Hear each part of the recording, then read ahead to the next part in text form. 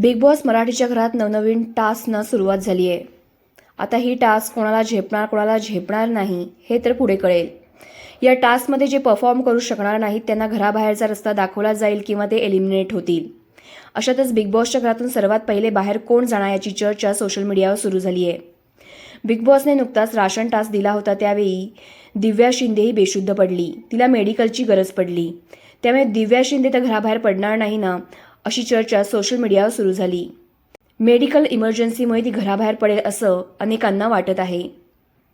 पण त्यानंतर दिव्या आपल्याला पुढच्या टास्कमध्ये देखील दिसत आहे. दिव्याची तब्येत आता चांगली असून ती शोमध्ये पुढे दिसणार आहे. सध्या रुचिता, दिव्या, विशाल, प्रभू, सोनाली हे खेळाडू आपल्याला दिसून येत आहेत. पण अनेक जण आपल्याला दिसत नाही आहेत. त्यांचा खेळ अजून समोर आलेला नाही आहे. ते बॅकफूटवर खेळत आहेत.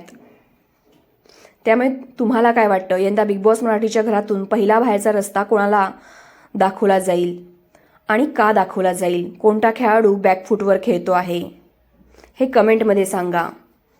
सोबतच पहिल्या आठवड्यात कोणीच बाहेर पडणार नाही असेही तुम्हाला वाटत असेल तेही कमेंटमध्ये सांगा. आणि SB मराठी एंटरटेनमेंट चॅनलला